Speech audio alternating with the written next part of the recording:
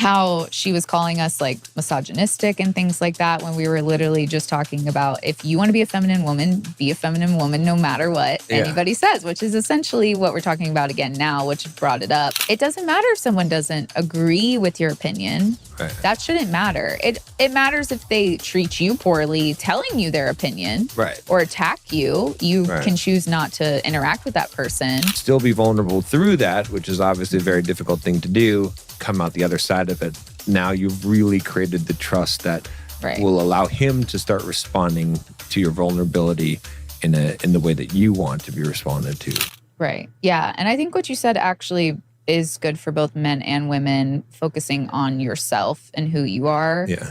Because I feel like that's also what kind of like light bulb went off in my head when we were having our conversation.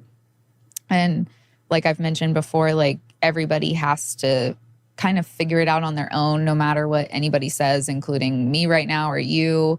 It might not resonate with them and really spark the change. But I think instead of both men and women focusing on being so independent and not needing each other, instead focus on letting your ego go and only focus on what you can control, which is you, like how you act and how you present yourself. And actually, like, if you're on our TikTok, I did a longer video about a lady who, you know, or someone pretending to be a lady, I don't know.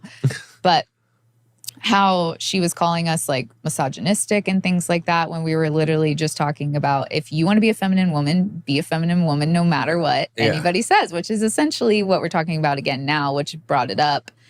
And it's just like people, especially on the internet, think that, oh, you're like telling me what to do. They're in this fear, right? They're afraid of people even saying their own opinion. Right. And that's really how the whole world has gotten, right? Like if you read Brene Brown, I think it's Daring Greatly is the book. She talks about how if you have differing opinions, now you're the enemy.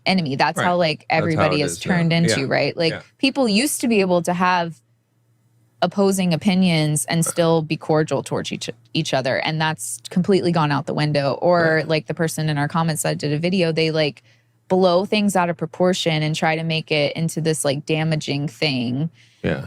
And trying to act like we're hurting people. But really it's just our opinion. And like we're saying now, like focus on who you want to be. And it doesn't matter if someone doesn't agree with your opinion. That shouldn't matter. It matters if they treat you poorly, telling you their opinion, or attack you. You can choose not to interact with that person. But at the end of the day, like we've just got so angry with each other. Like I've said in multiple episodes, men and women just are so against each other. And they're going more and more towards being independent when really we should just be focusing on ourselves internally rather than I can live without you, I can live without you.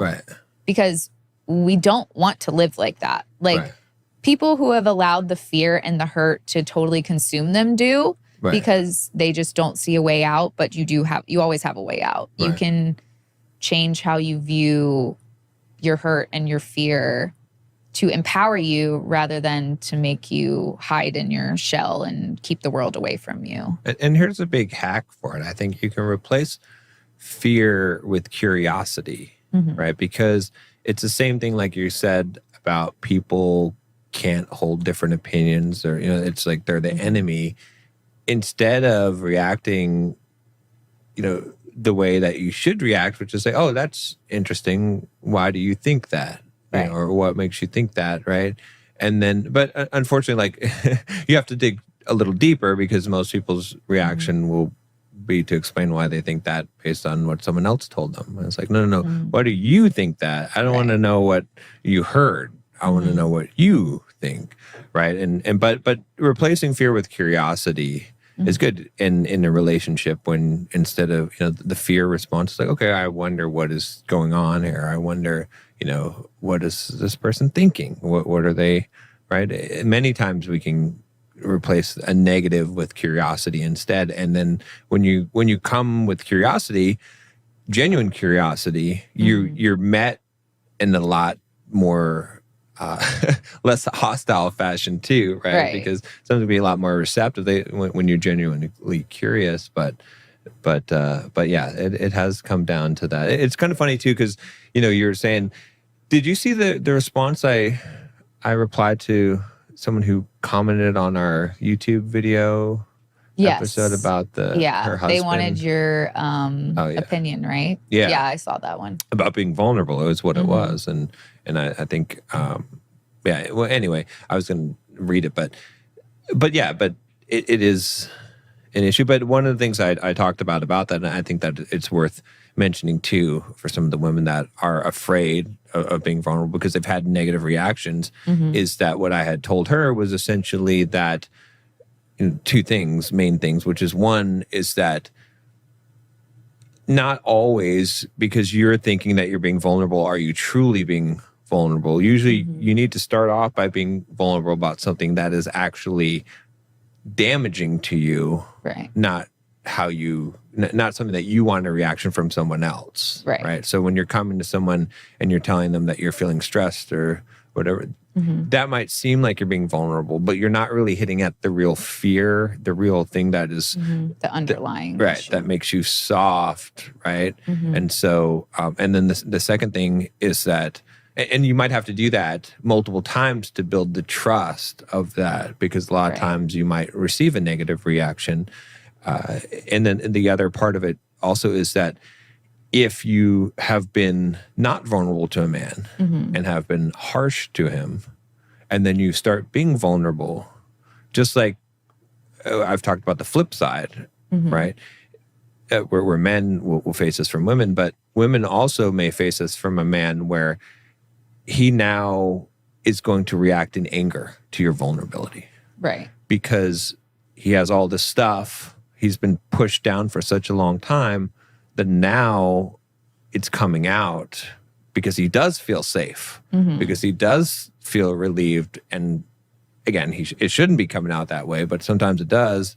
Right. And if you can still be vulnerable through that, which is obviously a very difficult thing to do, come out the other side of it, now you've really created the trust that will allow him to start responding to your vulnerability in the way that you want to be responded to. Right. So.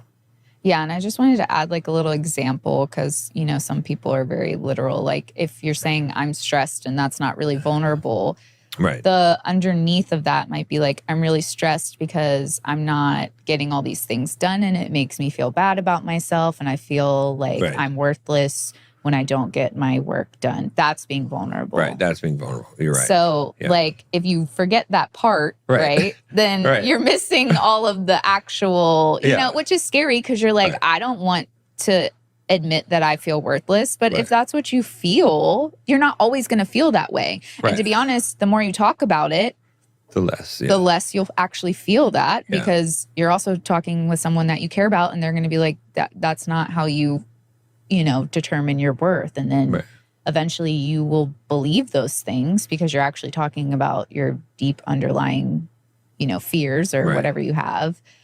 And you'll feel better about those things, or they'll, you won't even allow them to dictate how you feel. When you get stressed, you might be like, you know what, I'm stressed, things are going on, but I got this handled. Like I can do this. Another thing I wanted to add too is that I think a lot of people are just acting in their human response to fear, which is fight or flight, right? Like that, those are our human responses, but you are feeding into the fear, right? And that's why too, if you don't come from a vulnerable place and just expose the fear right away, you either fall into the fight or flight, right? Or the freeze. A lot of guys do the freeze where they're just like, a lot of women were talking about in the comments, like, I started crying and he just stared at me. And that's the freeze, right? Like he's afraid, you're afraid. Like there's just all this fear and everybody's reacting different. Like a lot of people do react to their fear with like fighting, right? And it's not like physical fighting, but that's why when you get into a vulnerable conversation or you think you're being vulnerable where you're like, I'm stressed and the guy's like, just get over it, then now you're in fight mode, right? Because you're like, I thought I was being vulnerable and now he's like meeting me with this. And so you go into fight, and a lot of people go into fight, and a lot of people go into fight because they're hurt, and they'll just go straight to like, you hurt me, you did all these things, right? Because that's easier to do than being like, here's my fear. It's easier to attack and be like, you did this. Right, exactly. Than to be like, I'm feeling this, and it's very like, I feel naked saying this to you right now, right? Like, I get that it's scary, but like you've said in other episodes, you take all of the like things that can be held against you out of it when you just upfront say it and you own it. Exactly. And check this out. Like in that instance where you say, I'm feeling stressed, right? Which again, you're not saying the full vulnerability, but you think you're being vulnerable maybe. And then he says, well, just suck it up or just get over it.